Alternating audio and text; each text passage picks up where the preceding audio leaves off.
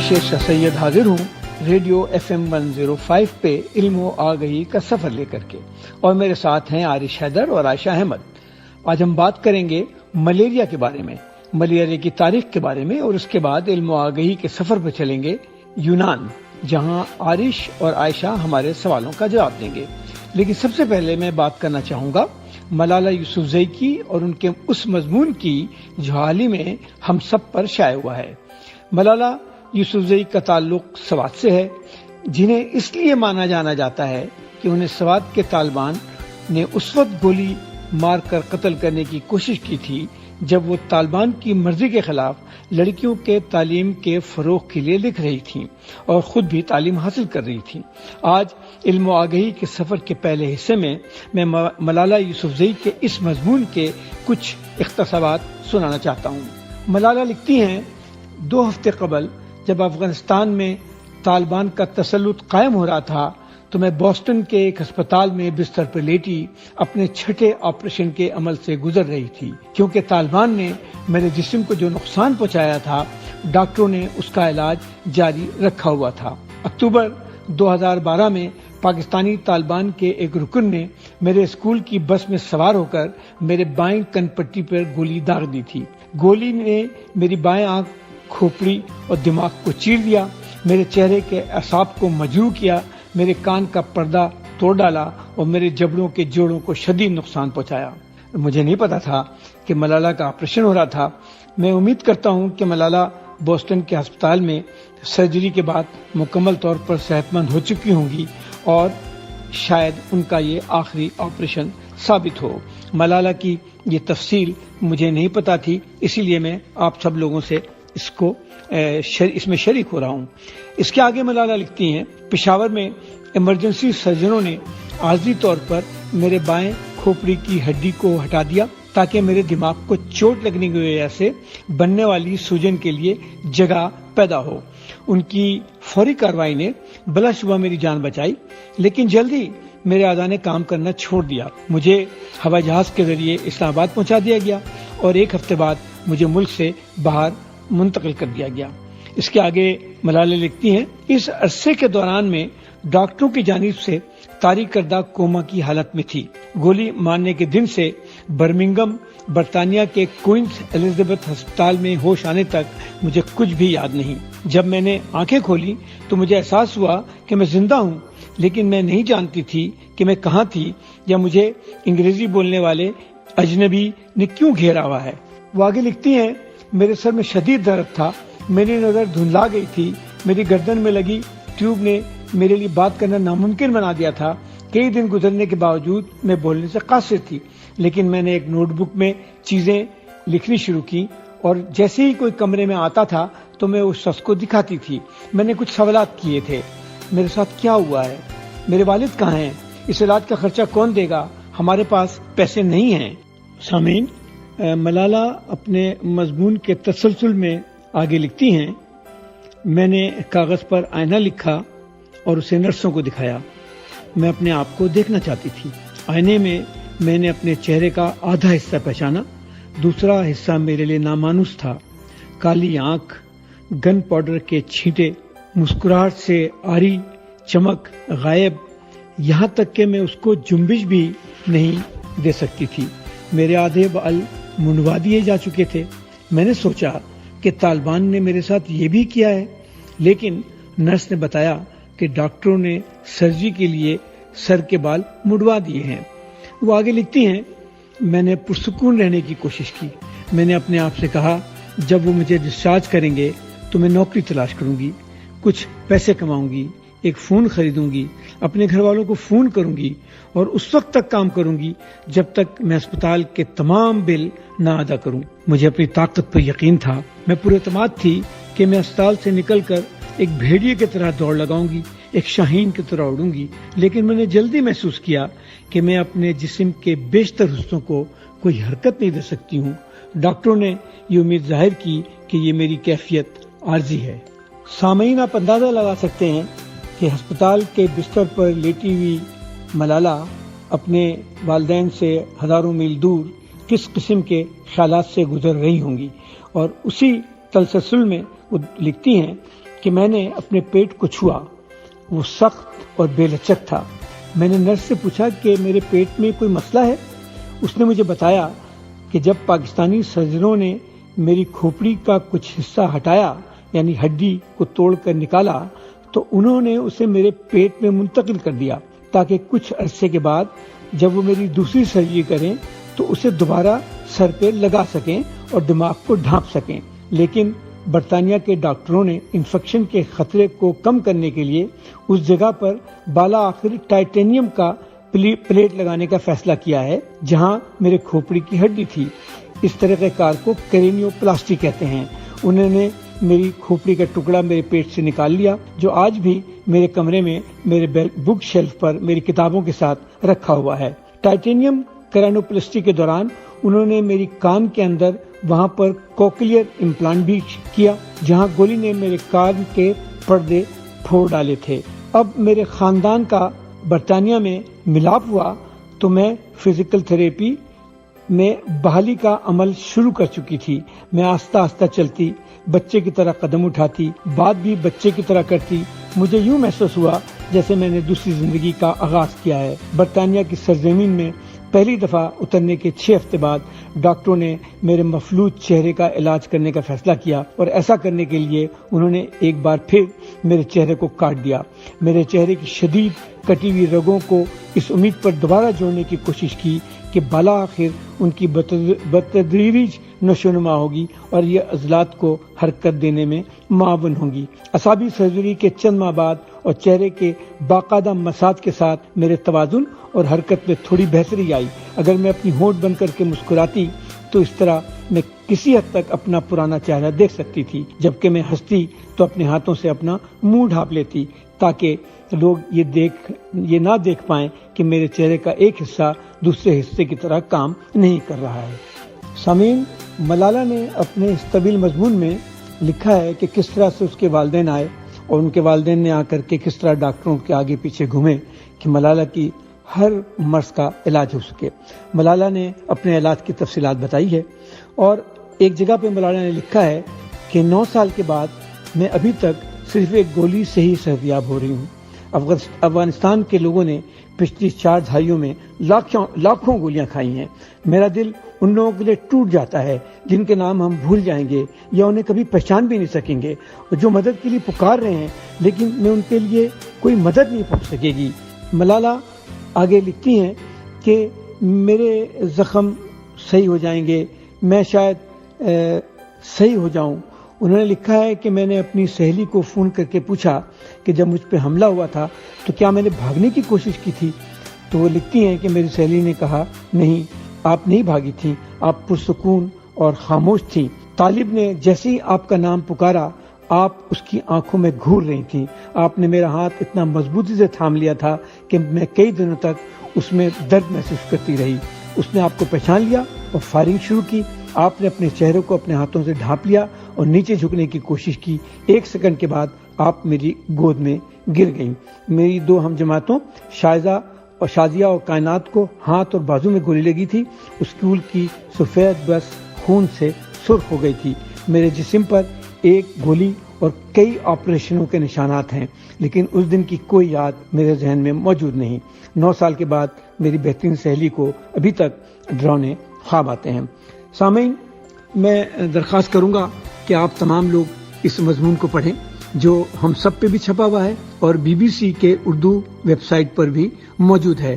میں سامعین یہ پوچھنا چاہتا ہوں کہ آخر یہ کون لوگ فیصلہ کرتے ہیں کہ ایک چھوٹی سی بچی کو جو سوات کے کسی چھوٹے سے شہر میں پڑھ رہی ہے، میں نے وہ جگہ دیکھی ہے سوات میں جہاں پر ملالہ کو گولی کا نشان بنایا گیا تھا، اور میں وہاں پر کھڑا ہو کے سوچ رہا تھا کہ آخر طالبان جیسے حضرات لڑکیوں کے تعلیم کے خلاف کیوں ہیں؟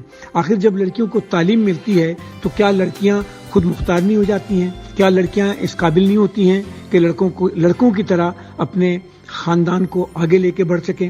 میں ایک ڈاکٹر ہوں، میرے اسپتال میں ہم بے شمار لڑکیوں کو مڈ وائفری کی تعلیم دیتے ہیں، اور ہم یہ دیکھتے ہیں کہ گاؤں دیہات سے آئی ہوئی چھوٹی چھوٹی لڑکیاں جب مڈ وائف بن جاتی ہیں تو ان کے چہرے پہ کیا غرور ہوتا ہے، کیا فخر ہوتا ہے، اور جب وہ اپنے گاؤں میں جا کر کے مڈ وائفری کرتی ہیں اور کچھ پیسے کماتی ہیں تو اپنے خاندان کو لے کر آگے بڑھتی ہیں۔ آج کے دن یہ ملالہ کے مضمون کے ساتھ میں اس پیغام پر یہ بات ختم کرنا چاہتا ہوں۔ آئیے ہم سب کو ملالہ کی طرح تعلیم حاصل کرنی چاہیے، خاص طور پہ لڑکیوں کو تعلیم حاصل کرنی چاہیے کہ وہ اپنے اپنے گھروں میں خود مختار ہو سکیں، اپنے والدین کی مدد کر سکیں اور اپنے چھوٹے بھائی بہنوں کی تعلیم کا انتظام کر سکیں۔ سامعین، اب ہم وقفہ لیتے ہیں اور حاضر ہوتے ہیں وقفے کے بعد علم و آگہی کے سفر کے ساتھ۔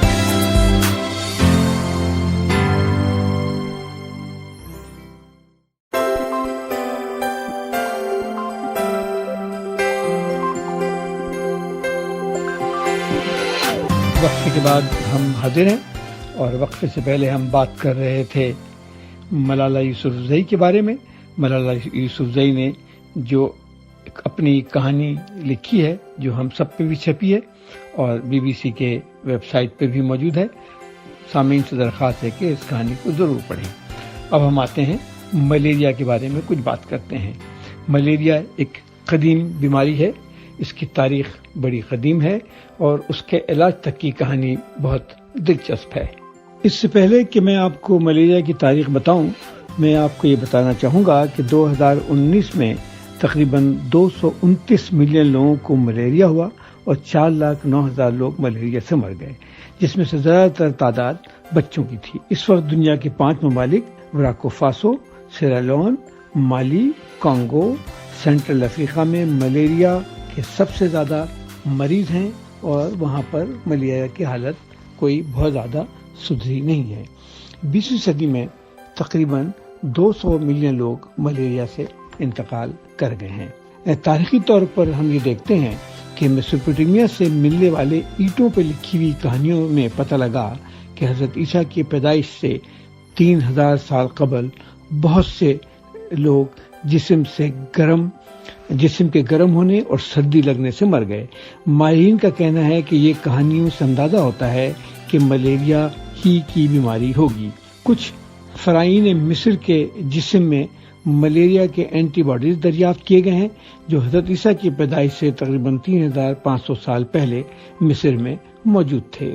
ہندوستان کی پرانی طب کی کتابوں کو اگر دیکھا جائے جو کہ حضرت عیسیٰ علیہ السلام کی پیدائش سے 1500 یا 1600 سال پہلے لکھی گئیں، ان کتابوں میں ملیریا کو بیماریوں کا بادشاہ کہا گیا ہے۔ یقینی بات ہے کہ اس کا نام ملیریا نہیں تھا، لیکن ایسی بیماری جس میں بخار آتا ہو اور سردی لگتی ہو اور پسینہ چھوٹتا ہو۔ چین میں تقریباً 2070 سال قبل مسیح میں لکھی گئی طب کی کتابوں میں ذکر ہے کہ ایک ایسی بیماری ہے جس میں بخار ہوتا ہے، سردی لگتی ہے، پسینہ آتا ہے، اور یہ 3 بھوت ہیں جن کی وجہ سے یہ ہوتا ہے۔ یونان کے مشہور شاعر ہومر نے 750 قبل مسیح ملیریا کا ذکر کیا ہے، اور اسی طرح سے ارسطو، افلاطون نے بھی ملیریا کا ذکر اپنے تحریروں میں کیا ہے، جبکہ بقراط نے اس بیماری کا ذکر کیا ہے جو موسم بہار اور خزاں میں بخار اور سردی کے ساتھ ہو جاتا ہے۔ کہا جاتا ہے کہ پہلی صدی کے آغاز میں ملیریا روم پہنچا۔ ملیریا کے جراثیم افریقہ سے یونانی سپاہی اور تاجروں کے ذریعے سے یونان آئے اور یونان سے ہوتے ہوئے روم میں آئے، جہاں روم کے سپاہیوں کے ذریعے یورپ میں پھیلتے چلے گئے۔ یورپ میں بڑھتی ہوئی غربت آبادیوں میں ملیریا کو پھلنے پھولنے کا خوب موقع ملا۔ ہندوستان اور چین میں عظیم دریاؤں کے ساتھ رہنے والوں میں ملیریا پھیلتا رہا اور ملیریا سے اموات واقع ہوتے رہیں۔ افریقہ سے غلاموں کی تجارت شروع ہونے کے ساتھ ملیریا بڑھتا چلا گیا اور یہاں تک کہ امریکہ میں اتنا زیادہ پھیلا کہ امریکہ کے صدر جارج واشنگٹن اور ابراہیم لنکن بھی ملیریا کے شکار ہوئے۔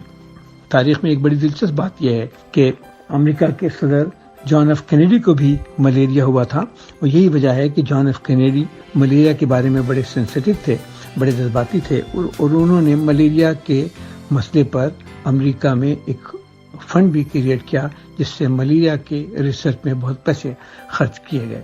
امریکہ کی خانہ جنگی میں بہت سارے سپاہی ملیریا کے شکار ہوئے۔ افریقہ میں بسنے والی بڑی آبادی کو ملیریا نہیں ہوتا ہے کیونکہ ان کے خون میں جینیاتی طور پر کچھ ایسی تبدیلی ہو جاتی ہے جس کی وجہ سے وہ ملیریا سے بچ جاتے ہیں۔ اس کے باوجود ملیریا کی بہت بڑی بیماری افریقہ کے بہت سے ملکوں میں موجود ہے کیونکہ افریقہ کی تمام آبادی میں اس قسم کا کوئی جینیاتی مسئلہ نہیں ہے۔ یورپ سے افریقہ جانے والی استعماری طاقتوں کے لیے ملیریا ایک بہت بڑا مسئلہ بنا رہا۔ بہت سارے یورپی ملیریا کا شکار ہو کے مر گئے، بلکہ یہ کہا جاتا رہا کہ یورپ کے لوگ جو افریقہ میں آتے ہیں وہ ملیریا کے ذریعے موت کا شکار ہو جاتے ہیں۔ اس وقت غربت اور موسم کی وجہ سے ملیریا کے زیادہ تر مریض افریقہ اور ایشیا میں ہی رہ گئے ہیں۔ اب ہم آتے ہیں ملیریا کے علاج کی طرف۔ سامعین، ملیریا ایک ایسا مرض رہا جو کتنے ہزاروں لاکھوں سال سے انسانی آبادیوں میں موجود ہے اور اس کے لیے مختلف طریقے علاج دریافت کرنے کی کوشش کی جاتی رہی۔ اس سلسلے میں ایک فرانس کے ڈاکٹر تھے جن کا نام تھا چارلس لوئس الفونسو لورین۔ یہ فوج میں کام کر رہے تھے۔ انہوں نے پہلی دفعہ یہ سمجھا کہ ملیریا صرف نمی کے علاقے میں نہیں ہوتا ہے، اور یہ نظریہ کہ گندی ہوا ملیریا کی ذمہ دار ہے ایک غلط بات ہے۔ جب ان کا تبادلہ الجیریا میں ہوا تو وہاں 20 اکتوبر 1680 میں ایک بہت ہی ابتدائی قسم کے مائکروسکوپ میں وہ ایک ایسے سپاہی کے خون کے سلائڈ کو دیکھ رہے تھے جسے سخت بخار ہوا تھا۔ انہوں نے ایک ایسی چیز دیکھی جو پہلے کسی سلائڈ میں نظر نہیں آئی تھی۔ یہی وہ وقت تھا جب انہوں نے پہلی دفعہ ملیریا کے پیراسائٹ کو دریافت کرنے کا سفر شروع کیا۔ انہوں نے 192 مریضوں کا خون دیکھا، جن میں سے 148 مریض جنہیں بیماری تھی ان کے خون میں ایک خاص قسم کی شکل کی کوئی چیز موجود تھی۔ شروع میں ان کے نظریے کو تسلیم نہیں کیا گیا، لیکن 7 سال کے بعد 1907 میں انہیں نوبل پرائز اس بات پہ نوازا گیا کہ انہوں نے ملیریا کا یہ پیراسائٹ سے خون میں جو تبدیلی آتی ہے اس کو دریافت کیا تھا۔ اسی طرح سے سرجن میجر رونالڈ روس ایک برطانوی ڈاکٹر تھے جو برطانوی فوج کے ساتھ کلکتہ ہندوستان میں فرائض انجام دے رہے تھے۔ انہیں مچھروں سے بہت دلچسپی تھی۔ انہوں نے مختلف قسم کے مچھروں کے خون جمع کر کے اپنے نتائج پر مبنی ایک مضمون برٹش میڈیکل جرنل میں دسمبر 1897 میں بھیجا، جو کہ وہاں چھپا، اور اس مضمون میں انہوں نے بتایا کہ مچھروں کی ایک خاص قسم ہے جس سے ملیریا ہوتا ہے۔ روس کو 1902 میں اس دریافت کے اوپر نوبل پرائز سے بھی نوازا گیا۔ اسی زمانے میں کئی اور ڈاکٹر بھی مچھروں کے مطالعے کے بعد مختلف نتیجے اخذ کر رہے تھے۔ انہی میں سے اٹلی کے ایک مشہور مچھروں کے ماہر تھے جن کا نام تھا گوینی ٹیسٹاسٹا گراسی۔ گراسی اس نتیجے پہ پہنچے تھے، مگر انہوں نے اپنے نتائج کو کسی سائنسی جرنل میں چھاپا نہیں تھا، جس کی وجہ سے ان کا نام نہیں تھا، لیکن ان کی اس دریافت کو تسلیم کیا گیا اور ان کا نام بھی ان لوگوں میں شامل کیا جاتا ہے جنہوں نے ملیریا کے ہونے کی وجوہات کے سلسلے میں بہت سا کام کیا۔ اب ہم آتے ہیں ملیریا کے علاج کے لیے اور کس طرح سے ملیریا کے علاج کے لیے دوائیں دریافت کی گئیں۔ ملیریا کے علاج کے لیے مفید ترین دوا کنین ہے، اور کنین کی ایک بڑی دلچسپ کہانی ہے۔ روایت یہ ہے کہ اسپین کی شہزادی چنچون کو 1600 عیسوی میں شمالی امریکہ کے ملک پیرو میں سردی سے بخار لگنے کے بعد ایک درخت کے تنے کے گودے سے کا پاؤڈر بنا کر کے ان کو دیا گیا اور اس سے ان کا علاج کیا گیا۔ وہ تو صحیح ہو گئی، لیکن اس کے بعد سے اس درخت کا نام چنچون پڑ گیا، یعنی چنچون بارک کہا جانے لگا۔ عیسائی پادری بہت دنوں سے اس درخت کے ذریعے لوگوں کا علاج کرتے تھے، لیکن چنچون کے علاج ہونے کے بعد یہ پاؤڈر ان کے ساتھ اسپین پہنچا، اور وہاں پر اس کے اوپر کچھ تجربے کیے گئے اور یہ نہ سمجھتے ہوئے کہ ملیریا کیا ہوتا ہے، لیکن ملیریا کا علاج اس پاؤڈر سے کیا جانے لگا۔ 1800 عیسوی میں فرانس میں کیمیا کے ماہر جوزف بیٹام کوونٹو نے چنچون باغ سے کنین کو الگ کر لیا تھا۔ اس زمانے سے سردی کے ساتھ بخار کا علاج کنین سے کیا جا رہا تھا۔ برطانوی اور ہالینڈ کے نباتات کے ماہر چنچون کے درخت اپنے ساتھ لے کر کے آئے اور ان کی کوشش تھی کہ اپنے نباتیات خاص طور پر ہندوستان اور سیلون میں اس درخت کو لگایا جائے تاکہ یہ دوا وہاں سے مہیا ہو سکے، لیکن ان ممالک میں یہ درخت نہیں لگ سکے اور جو لگے تو وہ آگے نہیں بڑھتے تھے۔ اور اس ناکامی کے بعد اس درخت کو اور جگہوں پر جب لگانے کی کوشش کی گئی تو دیکھا گیا کہ پودا انڈونیشیا میں بڑی تیزی سے لگا، بلکہ حقیقت یہ ہے کہ جنگ عظیم دوئم سے پہلے دنیا کا 80% کونین انڈونیشیا کے چنچون کے پودے سے ہی بنتا تھا۔ اس سلسلے میں ایک بڑی دلچسپ بات یہ ہے کہ پہلی جنگ عظیم میں جرمن افواج کے بہت سے سپاہی ملیریا سے اس لیے مر گئے کہ برطانوی اتحادی افواج نے انڈونیشیا سے چنچون کے پیداوار کو محدود کر دیا تھا تاکہ جرمن فوجیوں کو یہ دوا نہ مل سکے۔ جنگ کے بعد جرمن حکومت نے یہ محسوس کیا کہ جنگ کے دوران بہت سارے جرمن فوجی ملیریا کا شکار ہو گئے ہیں، لہذا اب مستقبل میں کوئی ایسی صورتحال نہیں ہونی چاہیے کہ یہ دوا نہ مل سکے۔ جرمنی میں ایک کمیشن بنایا گیا جس نے جرمنی کی مشہور دواؤں کی کمپنی بائر کو یہ کام دیا کہ کونین جیسی کوئی دوسری دوا بنائے۔ جرمن کمپنی بائر نے بہت جلدی پاماکوئن کے نام سے دوا بنائی جس سے ملیریا کا علاج ہونے لگا۔ اب اس سلسلے میں ایک بڑی دلچسپ بات ہوئی کہ دوسری جنگ عظیم کے دوران جرمن فوجیوں کے ایک جہاز کو فرانسیسیوں نے روک لیا اور پاماکوئن کے بہت سے ڈبے حاصل کر کے اسے امریکہ کے حوالے کر دیا۔ امریکہ میں اس دوا کو مزید کارآمد بنانے کے لیے کلوروکوئن کے نام سے دوا بنائی گئی جو ملیریا کے علاج کے لیے استعمال ہونے لگی۔ پاماکوئن میں امریکہ کے سائنسدانوں نے کچھ ایسی چیزیں ملائیں جس سے کہ یہ دوا کی اثر زیادہ اچھے سے ہونے لگا، لہذا کلوروکوئن اس دنیا میں آ گئی۔ اس سلسلے میں ایک اور دلچسپ کہانی بھی ہے جو آپ کو سنانا بہت ضروری ہے۔ دلچسپ کہانی یہ ہے کہ چین میں موزتنگ کے انقلاب کے بعد چین میں ہین شہنشاہوں کے ایک بادشاہ کی قبر سے عیسیٰ علیہ السلام کی پیدائش سے 168 سال قبل لکھی ہوئی ایک کتاب ملی، اور اس کتاب میں ایک بیماری بواسیر کے علاج کے لیے ایک درخت کنگ ہاؤ کو استعمال کے بارے میں لکھا گیا۔ کنگ ہاؤ کے اس درخت سے پاؤڈر بنایا جاتا تھا اور اس سے علاج کرنے کی کوشش کی جاتی تھی۔ اس درخت میں خوشبو کے ساتھ ساتھ اس کے پتے بہت ترش تھے، جس سے یہ اندازہ لگایا گیا کہ شاید اس درخت میں کوئی ایسی چیز ہے جو کنین جیسی ہو۔ اسی زمانے میں چین کے وزیر اعظم چون لائی اور ویتنام میں جنگ لڑنے والے ہیرو ہو چی من نے اپیل کی کہ ملیریا کا علاج دریافت کیا جائے کیونکہ ملیریا سے بہت سارے اموات واقع ہو رہے ہیں۔ اس کے بعد چین کے ڈاکٹروں نے کنگ ہاؤ کے درخت سے ایک اور عنصر نکالا جس کا نام ارٹی مینسن ہے، اور ارٹی مینسن کی نام کی دوا بنائی جو کہ کونین سے مختلف تھی، لیکن ملیریا کے لیے سب سے زیادہ کارآمد دوا ثابت ہوئی۔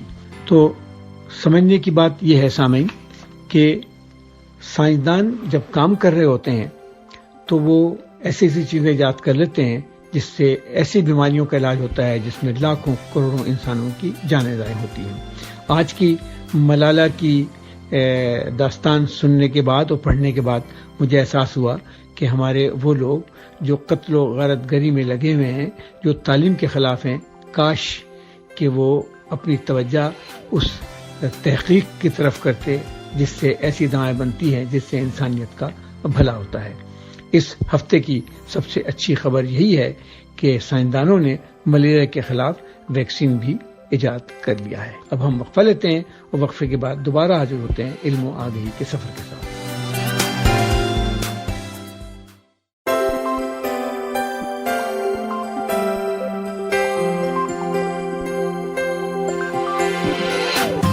بریک کے بعد ہم دوبارہ حاضر ہیں علم و آگہی کے سفر کے ساتھ ریڈیو FM 105 پر. سامعین، میں نے بتایا تھا کہ ہم آج یونان کے بارے میں بات کریں گے. مجھے بڑی خوشی ہے کہ عارش حیدر اور عائشہ احمد اس وقت یونان میں موجود ہیں. اور میں عارش صاحب آپ سے پہلا سوال یہ کرتا ہوں کہ آپ ہمیں تھوڑا سا یونان کے بارے میں اور ایتھنز کی تہذیب و ثقافت کے بارے میں کچھ بتائیں. ہیلو السلام علیکم. تھینک یو ڈاکٹر شیشا ہم کو آپ کے پروگرام پہ پھر سے بلانے کا. یونان کے بارے میں آپ بات کر رہے ہیں تو ہم نے سوچا کہ کیوں نہ یونان سے ہی یونان کی بات ہو. ابھی میں آیا ہوا ہوں یونان کے کیپٹل ایتھنز میں.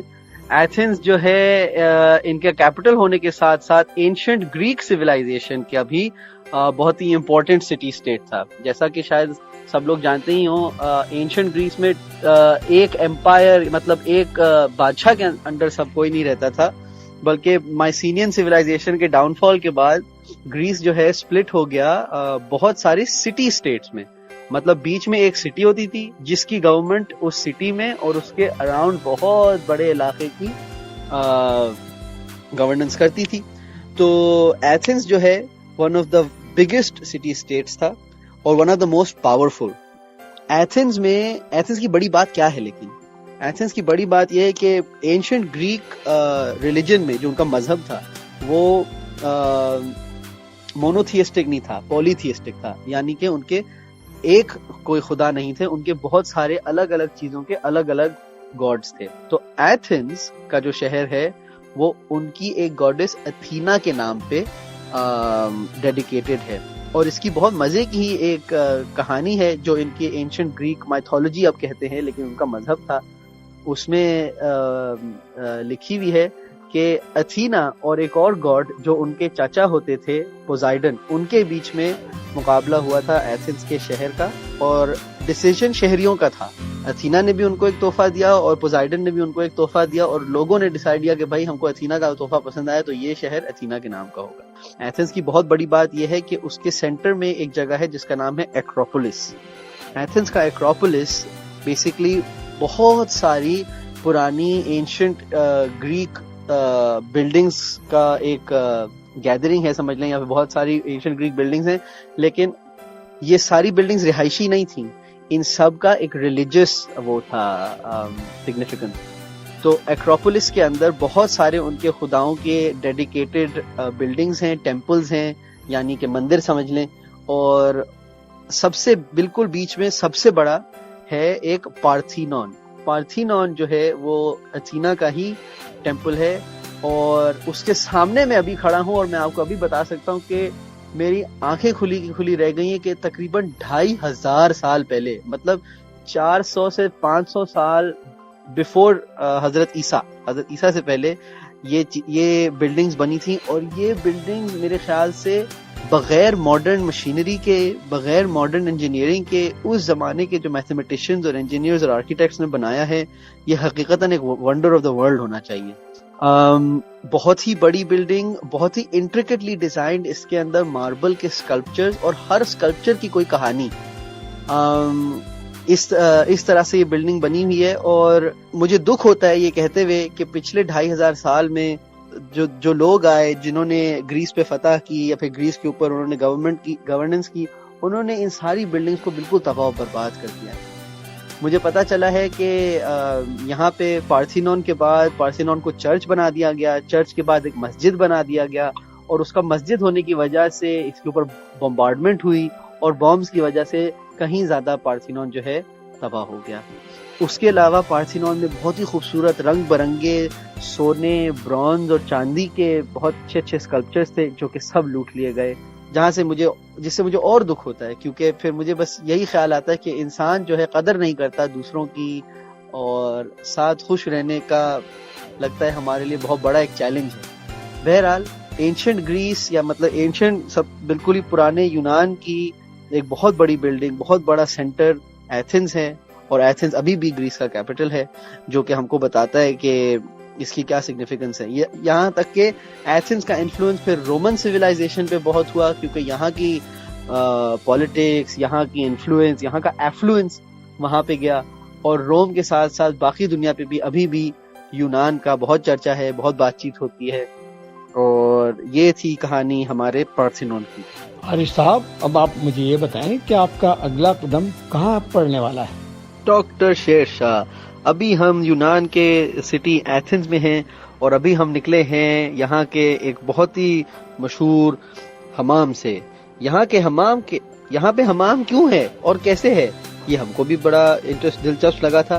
یہ اس لیے ہے کیونکہ کچھ صدیوں پہلے گریس جو ابھی ہے اس کے اوپر ہوتا تھا راج اوٹومن امپائر کا، یعنی کہ ٹرکش امپائر کا. تو یہاں پہ بہت ساری ایسی چیزیں ہیں جو کہ مسلم انفلوئنسز بھی ہیں. آپ کو یونان میں طرح طرح کی مسجدیں ملیں گی، آپ کو یونان میں طرح طرح کے حمام ملیں گے، یہاں تک کہ ان کا کھانا بھی ڈونر کباب یہاں پہ زور ہے. اس کے علاوہ حمام میں ہم لوگ نے یہ بھی نوٹس کیا کہ بہت سارے موروکن انفلوئنسز بھی تھے، جو کہ بہت مزے کی بات ہے کیونکہ ایسا لگتا ہے کہ مسلم ورلڈ جو اس زمانے میں اوٹومن امپائر تھا کافی بڑا تھا، تو اس کے اندر باقی مسلم ورلڈ کے بھی انفلوئنسز بہت ہیں.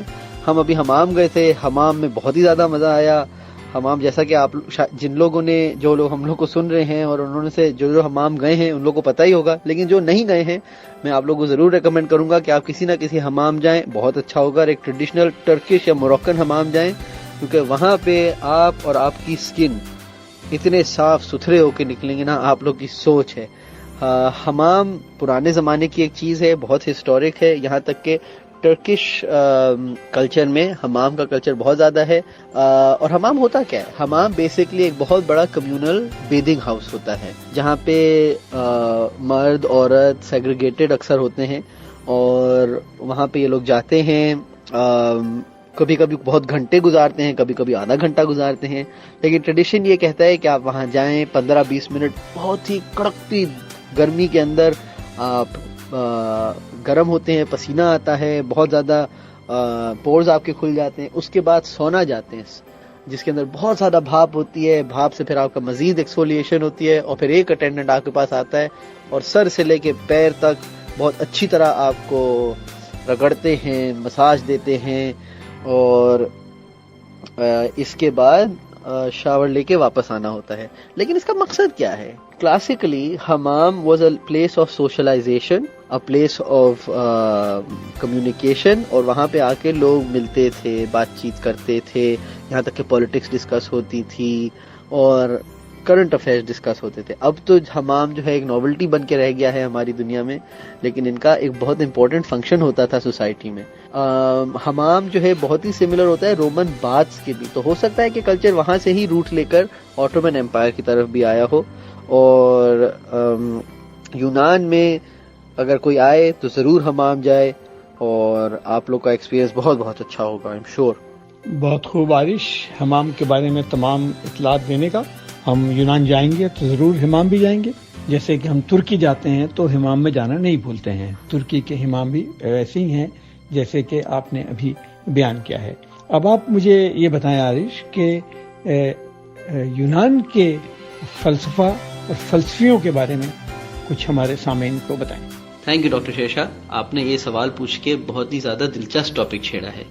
گریک فلسفی یعنی کہ وہ فلسفیانہ چیزیں جو ہم کو یونان سے ملی ہیں، اس کا اتنا بڑا امپیکٹ ہے. ایون آج کل کی سوسائٹی تقریباً 2500 سال کے بعد سوسائٹی پہ اتنا بڑا امپیکٹ ہوا ہے کہ انہی کی فلسفیز ابھی تک ہم لوگ انکلوڈ کرتے ہیں اپنے سوشل سیٹ اپ میں، ہمارے اکنامکس میں، ہمارے فائنینسز. ایون وار جو ہے انسپائر ہوئی ہے گریک اسکول آف تھاٹ سے. جب فلسفیوں کی بات کرتے ہیں، کچھ نام ایسے ہیں جو کہ ایک دم ابھر کے سامنے آتے ہیں. ان میں سے سب سے بڑا نام میرے خیال سے ہے سقراط کا، جس کو ہم لوگ انگلش میں سوکریٹیز کہتے ہیں. سقراط جو ہے تقریباً حضرت عیسیٰ کے آنے سے تقریباً 400-450 سال پہلے اس زمین پہ چلتے تھے. اور مزے کی بات یہ ہے کہ وہ کس طرح فلسفی بنے. ڈیلفی جو کہ ایک چھوٹا شہر ہے گریکس میں، وہاں پہ ایک اوریکل ہوتا تھا. یہ اوریکل جو ہے گریس میں بہت زیادہ فیمس تھا، بلکہ ابھی بھی اس کی بہت نام کہ اس کے بارے میں بہت بات ہوتی ہے. اس اوریکل نے پریڈکٹ کیا تھا کہ سقراط جو ہے اپنے وقت کا سب سے ذہین آدمی ہوگا. سقراط کو یہ بات بالکل پسند نہیں آئی اور اس نے بولا کہ میں اس اوریکل کو غلط ثابت کروں گا. اور اس ثابت کرنے کے چکر میں وہ پڑھنے لکھنے لگ گئے، اپنی بہت ساری کرٹیکل تھنکنگ انہوں نے ڈیولپ کی، شروع کی، پبلیکیشنز بنانی شروع کی. اور آئرنی یہ ہے کہ مزے سے وہ جو ہے حقیقتاً اپنے وقت کے سب سے ذہین انسان بن گئے. سقراط کی جو پبلیکیشنز ہیں، ان کی جو فلسفیز ہیں، اس سے ہم کو اسی کے بلبوتے پہ یہاں ابھی ویسٹرن فلسافیکل سکولز بنے ہیں. اور سقراط کے ساتھ ساتھ آپ نے یہ بھی پوچھا کہ اتنے سارے فلسفی ایک ساتھ کیسے پیدا ہو گئے. میرا خیال ہے کہ وہ نہ صرف ایک ساتھ پیدا ہوئے، بلکہ بہت ہی قریب ایک ساتھ جو ہے پڑھے بھی. اور یہ سب جو ہے جنرلی ایک ہی جگہ میں آ کے پڑھے، جو کہ ایتھنز تھا. ایتھنز جو ہے گریس کا، یونان کا انٹلیکچوئل سینٹر تھا. اور اس سینٹر کے اندر آئے ایسے فلسفی جن کا نام آپ سنتے ہیں، جیسے ایرسٹوٹل ہے، پلیٹو ہے. اور یہاں تک کہ جو پلیٹو ہے اس نے الیگزینڈر دا گریٹ کا ٹیچر بھی تھا. الیگزینڈر دا گریٹ کے ٹیچر ہونے کے ساتھ ساتھ پلیٹو کو سب سے امیر فلسفی کہتے ہیں، کیونکہ آف کورس وہ ایک پرنس کو پڑھا رہا ہوتا تھا. اور ایک اور فلسفی ہیں جو ایرسٹوٹل، ان کی مزے کی بات ہے کہ ایک اسکول آف تھنکنگ جو ہے، ایک پلیس آف تھنکنگ انہوں نے جو ہے اسٹیبلش کی تھی، جس کو ہم کہتے ہیں لائسیم. آج کل وہ اس نام سے پہچانا جاتا ہے. لائسیم بس سمپل ایک جگہ تھی جہاں پہ ہر طرح کے فلسفی آتے تھے، چیزیں ڈسکس کرتے تھے، ڈیبیٹ کرتے تھے، ایک دوسرے سے ڈس ایگریمنٹ کرتے تھے. اور اسی ڈس ایگریمنٹ اور ڈیبیٹ کے ساتھ ساتھ جو ہے چیزیں ڈیولپ ہوتی تھیں، ان کے فلسفے اور آگے بڑھتے تھے، اور یہاں سے پبلیکیشنز بھی نکلتی تھیں. انفارچونیٹلی جب رومن ایمپائر پاور میں آیا تو انہی کا ایک جنرل تھا جس کو یہ جگہ بالکل پسند نہیں آئی، اور انہوں نے آ کے جس طرح لوگ کرتے ہیں اس جگہ کو تباہ کر دیا تھا. لائسیم کے روئنز ابھی بھی ایتھنز میں موجود ہیں. ہم وہاں گئے تھے، ابھی بیچارے وہ ایریا صرف ایک کچھ 3-4 دیواریں رہ گئی ہیں ٹوٹی ہوئی، اور آج کل کے لوگ بھی اس کو اگنور ہی کرتے ہیں. لیکن جب ہم مزید یونان کی فلسفیوں کی بات کریں، بہت ہی بڑے لوگ یہاں سے گزرے ہیں. یہاں تک کہ صحیح معنوں میں مجھے بھی ان کی کئی ساری فلسفیز کا صحیح سے نالج نہیں ہے. لیکن گریک فلسافیکل سکول جس کو ہم کہتے ہیں، اسی بیس پر آج کل کی لارجلی ویسٹرن فلسفی بیسڈ ہے. بہت خوب. اب دوبارہ سے علم و آگہی کے سفر کا اسٹیشن آ گیا ہے، اور تھوڑے سے وقت کے بعد ہم دوبارہ حاضر ہوتے ہیں.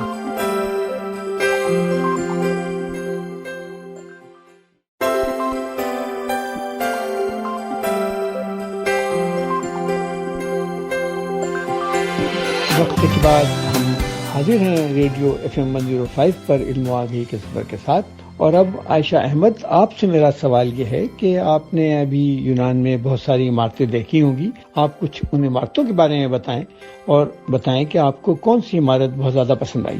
السلام علیکم ڈاکٹر شیرشاہ، مجھے پروگرام میں انوائٹ کرنے کا بہت شکریہ. آپ نے جو مجھ سے سوال کیا ہے وہ تھوڑا سا مشکل سوال ہے اس کا جواب دینا، کیونکہ یونان میں ایسی عمارتیں مجھے نظر آئیں کہ میرے لیے بہت مشکل ہے یہ ڈیسائیڈ کرنا کہ میری پسندیدہ عمارت کون سی ہے. ہر جگہ چلتے ہوئے سڑکوں پہ آپ کو، اگر آپ یونان میں ہیں تو آپ کو اپنے ہی سڑک کے سائڈ پہ نظر آئیں گی پرانی بلڈنگز کے روئنز. یعنی کہ اگر میں ایک کافی شاپ کے سامنے کھڑی ہوں جو کہ ماڈرن کافی شاپ بنی ہے، تو اسی کے لیفٹ ہینڈ سائڈ پہ مجھے نظر آئے گا ایک پرانا روئن اور پرانے حمام یا پرانے ان لوگوں کی بات کرنے کی جگہ اور یہ ساری چیزیں. اور انہوں نے یہ پرزرو کیے ایک شیشے کے 4 دیواری کے اندر، جہاں پہ لوگ آ کے دیکھتے ہیں. تو یہ یونان ایک ایسی جگہ ہے جہاں پہ آپ ڈیسائیڈ کر کے نہیں جاتے کہ آج میں یہ چیز دیکھوں گا، لیکن وہ چیزیں آپ کو بس نظر آ جاتی ہیں اور مل جاتی ہیں. اور یہ مجھے بہت اچھی بات لگی اس ملک کی. اگر میری پسندیدہ بلڈنگ کے بارے میں بات کی جائے تو میری کچھ جو پسندیدہ بلڈنگ جو مجھے نظر آئیں یونان میں، ان میں سے ٹاپ پہ ہوگی تھیٹر آف ڈایونیسس، اور پھر آئے گا پارتھینون. یہ دونوں بلڈنگ موجود ہیں ایکروپولس کے اندر. ایکروپولس ایک ہلی ایریا ہے ایتھنز، جو کہ کیپٹل ہے یونان کا ادھر. وہاں پہ ساری پرانی جتنی بلڈنگز اور ٹیمپلز ہوتے تھے ان کے روئنز موجود ہیں آج. جو تھیٹر آف ڈایونیسس ہے یہ میرا پسندیدہ بلڈنگ عمارت اسی لیے ہے کیونکہ اگر آپ اس تھیٹر کو دیکھیں تو تھوڑی تھوڑی کیا بہت حیرانی ہو جائے کہ یہ چیز، یہ جگہ 6th سینچری BC میں بنی گئی ہے، اور ایسی بنائی گئی ہے کہ لگتا ہے کہ آج کل کے لوگ بھی شاید ایسی عمارت نہ بنا سکیں. ایک ڈی شیپ کا تھیٹر ہے، جیسے کہ آج کل ہم دیکھتے ہیں کہ تھیٹر کی جو ٹپیکل لک ہوتی ہے اس طرح کا ایک تھیٹر ہے، اور دنیا کا سب سے پہلا تھیٹر مانا جاتا ہے. یہ بنا 6th سینچری BC میں، اور اس کو بنایا وہاں کے یونان کے ہی ایک ڈکٹیٹر نے، جس نے سوچا کہ ہم اپنے گاڈ جو اینشنٹ گریک میں گاڈ مانے جاتے تھے، ڈائونیسس، ان کو ہم ڈیڈیکیٹ کریں، ان کو ہم آنر کریں، اور ان کے لیے کچھ ہم لوگ سیلیبریشنز کیا کریں. تو ان کا ایک سینٹرل مقام جو مانا گیا، اس کو تھیٹر آف ڈائونیسس بنایا گیا. یہاں پہ ڈفرینٹ طرح کے پلیز ہونے لگے. شروعات میں یہاں پہ جو ٹریجک پوئٹس ہوتے تھے گریک کے، بہت مشہور، یعنی کہ یوریپیڈیز، سوفیلیز، ان لوگوں کے یہاں پہ پلیز ہوا کرتے تھے. اور اس تھیٹر میں اتنی جگہ تھی کہ یہ 17,000 لوگوں کو ہوسٹ کر سکے، یعنی کہ یہ بہت بہت بڑا تھیٹر ہے. آج اگر ہم اس تھیٹر کو دیکھیں تو وہ ایسا تو نہیں ہے جیسا پہلے ہوا کرتا تھا، لیکن اس کے کچھ روئنز ابھی بھی موجود ہیں، اور تھوڑی سی اس کی آؤٹ لائن ابھی بھی نظر آتی ہے کہ کس طرح کا تھا. ایک سٹیج ہوتا تھا، سٹیج پہ ایکٹرز ایکٹنگ کرتے تھے. ان کا ایک چینجنگ روم ہوتا تھا جہاں پہ وہ ماسک اپنے چینج کر کے لے کر آتے تھے. جو سیٹنگ ہوتی تھی، سیٹنگ میں سب سے پہلے جو سب سے آگے سیٹ ہوتی تھی، اس میں انہوں نے ایک اپنے گاڈ کا اسٹیچو رکھا ہوتا تھا ان کو آنر کرنے کے لیے. اور جب بھی تھیٹر ہوتا تھا تو پوری سٹی آف ایتھنز اس تھیٹر پلے کو دیکھنے آتی تھی، اور پھر ان کے بیچ میں کمپٹیشنز ہوتے تھے. تو یہاں سے شروعات ہوئی گریک ڈراما کی، اور اسی گریک ڈراما نے آگے ڈفرینٹ طرح کے ڈراماز کو ایجاد کیا. پہلے ٹریجک سے سٹارٹ ہو کے کامیڈی تک گیا، اور آج جو ہم دیکھتے ہیں جتنے ڈراماز، جتنے کنٹمپریری ڈراماز ہوتے ہیں، ان سب میں کچھ نہ کچھ انسپریشن لی ہے گریک ڈراماز سے. تو یہ تھی میری کہانی کہ مجھے سب سے اچھی بلڈنگ کون سی لگی. بہت ساری اور بلڈنگز بھی ہیں جن کے بارے میں بات کروں گی تو شاید وقت نکل جائے، لیکن یہ تھیٹر آف ڈائونیسس ایک ایسی جگہ ہے جس کے بارے میں ہر کسی کو سرچ کرنا چاہیے، اور اگر کوئی یونان میں ہے تو اس بلڈنگ کو ضرور جا کے دیکھے. بہت شکریہ. عمارتوں کے بعد اب آپ یہ بتائیں کہ آپ یونان میں کس قسم کے کھانے کھا رہی ہیں؟ گریس کے کھانوں کی بات جہاں پہ آتی ہے تو ایک بڑا انٹرسٹنگ اور واسٹ ٹاپک کھل جاتا ہے. تھوڑی سی میں پہلے ہسٹری بتانا چاہوں گی گریس کے کھانوں کی، کہ یہ کیسے آج کی ڈش ہمیں جو نظر آتی ہے وہ کیسے بنی. بیسکلی ہم دیکھتے ہیں کہ یہاں پہ ڈفرینٹ ٹائم میں ڈفرینٹ لوگوں کا راج تھا. پہلے رومن امپائر تھا، اس کے بعد یہاں پہ ٹرکی کے لوگ آ گئے، اور ان چیزوں کا مکس اینڈ میچ بن کے جو آج ہمارے پاس ڈشز ہیں وہ سب ان ممالک سے انسپائرڈ ہیں، ان کی کوزین سے انسپائرڈ ہیں. تھوڑی سی انگلش کوکنگ بھی ہم یہاں پہ دیکھتے ہیں. اس کے علاوہ جو اینشنٹ گریک ہسٹری میں جو پہلی ان کی کوک بک تھی وہ 330 BC میں بنی. یعنی کہ ہم اس سے یہ بات معلوم ہوتی ہے کہ گریس کے اپنے لوگوں کا بھی کوکنگ کی طرف بہت رجحان تھا. اور یہ پورا مکسچر ان ڈفرینٹ کھانوں کا، ان ڈفرینٹ ممالک کے کھانوں کا ہم آج کے ماڈرن گریس میں دیکھتے ہیں. جو کچھ کی انگریڈینٹس ہیں جو ہر جگہ ہر میل میں پائے جاتے ہیں وہ ہے ان کے اولیوز اور اولیو آئل. اس کے علاوہ ان کی چیز اور بریڈ. یہ کچھ جگہوں پہ ایز ایپیٹائزرز دیا جاتا ہے، اور ناشتے کے بوفے میں تو ہمیشہ پایا جاتا ہے. اس کے علاوہ ان کا جو بہت فیمس یہاں کا انگریڈینٹ ہے وہ ہے دہی. گریک دہی بہت مشہور ہے باقی ممالک میں بھی. میں نے UK میں دیکھا ہے کہ ڈفرینٹ لیبلز کے ساتھ وہ سرو کرتے ہیں گریک یوگرٹ، اور یہ گریک یوگرٹ آپ کو باقی یوگرٹ سے بہت مختلف لگتا ہے کیونکہ یہ بہت گاڑھا اور خالص ہوتا ہے. اس کی کنسسٹنسی بھی بالکل ملائی کی طرح ہوتی ہے، لیکن یہ اگر ذائقے میں دیکھیں تو یہ دہی ہوتا ہے، جو کہ بڑی انٹرسٹنگ بات لگی مجھے. یہ تھی کچھ ان کے کی انگریڈینٹس جو ہر جگہ ہمیں نظر آئے. کہتے ہیں کہ یونان کی جو ڈائٹ ہے وہ دنیا کی ہیلدیسٹ ڈائٹ میں شمار ہوتی ہے، اور اس کی وجہ یہ ہے کہ یہاں پہ ایک پرفیکٹ بیلنس ہے پروٹین کا، فروٹ کا اور ویجیٹیبلز کا. اور یہ چیزیں ہر میل میں وہ سرو کرتے ہیں. جو میں نے یہاں پہ ناشتے میں جتنے بفے میں نے دیکھا، جو میں نے آپ کو چیزیں بتائیں، ان کے علاوہ یہاں پہ فروٹس ہر وقت موجود ہوتے ہیں.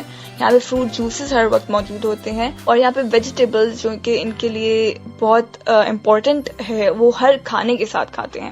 ان کا جو فیمس ویجیٹیبل ہے وہ ایگ پلانٹ ہے، اور مجھے یاد نہیں آ رہا کہ ایگ پلانٹ کو ہم اردو میں کیا کہتے ہیں، لیکن ایگ پلانٹ یہاں پہ بہت فیمس ہے اور یہ ہر کھانے کے ساتھ کھاتے ہیں. اس کے علاوہ جو یہاں کے مشہور کھانے ہیں اس میں آتے چکن سوولاکی، جو میں نے ٹرائی کیا تھا. وہ چکن کو باربیکیو کر کے اس کو ڈفرینٹ ویجیٹیبلس کے ساتھ سرو کرتے ہیں. اور اس کے علاوہ ان کے پاس ہمس بہت فیمس ہے. زادزیکی جیسے میں نے بتایا وہ بہت فیمس ہے. تو یہ ساری چیزیں ان کی ایک پراپر گریک کوزین بناتی ہیں اور لوگ بہت شوق سے کھاتے ہیں. اس کے علاوہ میں ایک اور چیز مینشن کرنا چاہوں گی جو میں نے خود تو ٹرائی نہیں کی، لیکن گریس کی فیمس اسپیشلٹی ہے یہ، جس کو کہتے ہیں وائن اور وائن میکنگ. یہ کانسیپٹ شروع ہوا تھا اینشنٹ گریک ہسٹری میں، جب ان کے گاڈ جن کو مانا جاتا ہے ڈایونائسس، اور کہتے ہیں ڈایونائسس از اے گاڈ آف وائن میکنگ. تو وہاں سے کانسیپٹ شروع ہوا. پہلے ان گاڈ کو آنر کرنے کے لیے یہ سب کچھ کیا جاتا تھا، اور آج یہ ان کے کلچر کا حصہ بن گیا ہے. جگہ جگہ ہمیں ڈفرینٹ وائن ہاؤسز نظر آئے، اور یہاں پہ وائن کی ڈفرینٹ کمبینیشنز نظر آئے، اور لوگ ہر کھانے کے ساتھ ڈفرینٹ طرح کی وائن پیتے ہیں، اور ان کے بغیر گریس کے لوگوں کا کھانا تھوڑا سا انکمپلیٹ مانا جاتا ہے. تو یہ تھی تھوڑی سی ہسٹری گریس کے کھانوں کی، اور امید ہے آپ کو پسند آئی ہوگی. بہت شکریہ. بہت شکریہ عائشہ کہ آپ نے ہمیں کھانوں کے بارے میں بتایا اور ایتھنز کے وائن کی دکانوں کے بارے میں بتایا. میں سوچ رہا تھا کہ مرزا غالب اگر ایتھنز میں ہوتے تو بالکل بھی بور نہیں ہوتے. اب میں دوبارہ عارش آپ کی طرف جا رہا ہوں کہ اب ہمیں چلتے چلتے اپنا آخری پیغام ایتھنز سے دیں. جی ڈاکٹر شیرشاہ، شو کے اختتام کے ساتھ ساتھ ہمارے یونان کا ٹرپ کا بھی اختتام ہے. جانے سے پہلے میں لسنرز کو یہ ضرور بولنا چاہوں گا کہ آپ لوگوں کو جب بھی ٹائم ملے، زندگی کے کسی بھی اسٹیج پہ آپ ہوں، ضرور یونان جانے کی کوشش کریں. یونان میں آپ کو ملے گا وہ کلچر انسانوں کا جو 2500 سال پہلے ایپیٹومی، مطلب کہ عروج تھا کلچر کا، ریلیجس تھاٹ کا، فلسفی کا، آرکیٹیکچر کا، سوشولوجی کا. کیونکہ وہاں پہ آپ دیکھیں گے وہ جگہیں جہاں پہ بہت بڑے بڑے لوگ چلتے تھے، پھرتے تھے، رہتے تھے، اپنی بات چیتیں کرتے تھے. اس کے ساتھ ساتھ میں جانے سے پہلے ایک اور چیز آپ لوگ کو بتانا چاہتا ہوں کہ ہم لوگ گئے ایک ایسی جگہ جس کا نام ہے ٹیمپل آف زیوس. زیوس اگر آپ میں سے کسی کو بھی پتا ہے کہ کون تھا، ضرور ہم کو میسج کر کے بتائیں، اور ہم کو یہ ضرور بتائیں کہ آپ کو زیوس کے بارے میں کیا پتا ہے. میں آپ لوگ کو کچھ بتاتا ہوں. یہ کہ زیوس جو ہے گریک مائتھولوجی اور گریک ریلیجن میں ان کا تھنڈر گاڈ تھا، لیکن اس کے ساتھ ساتھ وہ باقی سارے ان کے گاڈز یا خداؤں کا لیڈر بھی تھا. He was the king of the God's.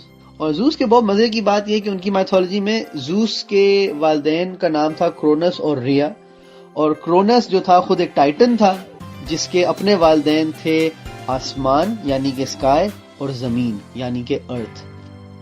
تو ان کے ریلیجن میں یہ تھا کہ آسمان اور اسکائی سے بہت سارے ٹائٹنز نکلے، اور ٹائٹنز کے بچوں میں سے یہ گاڈز ہوتے ہیں. ان کے بہت بڑی گاڈز کی پیدائش کے بعد زوس کے جو والد تھے ان کا نام کرونوس تھا، ان کو کسی نے بتایا ہوا تھا کہ بھئی آپ کے بچے آپ پہ وار کریں گے.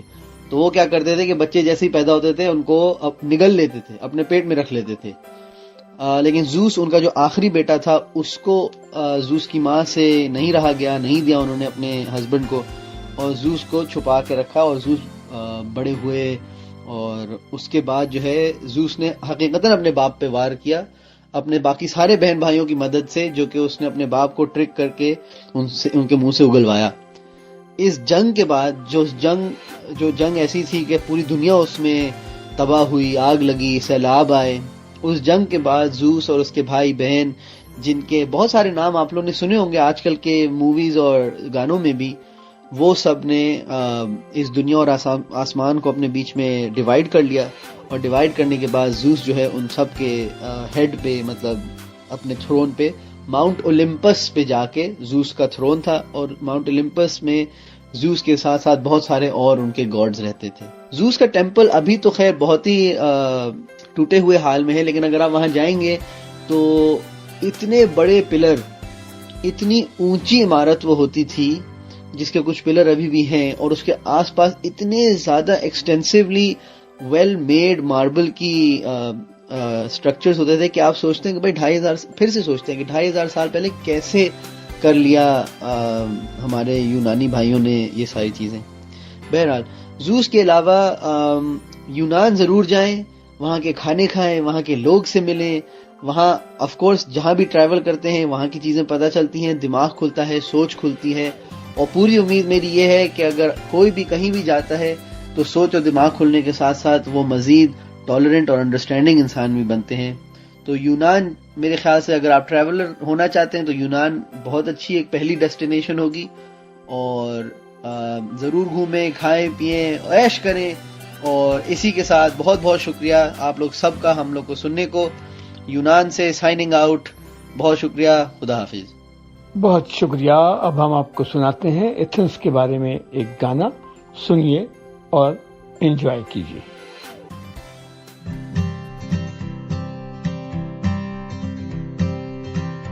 City roofs warm the morning light.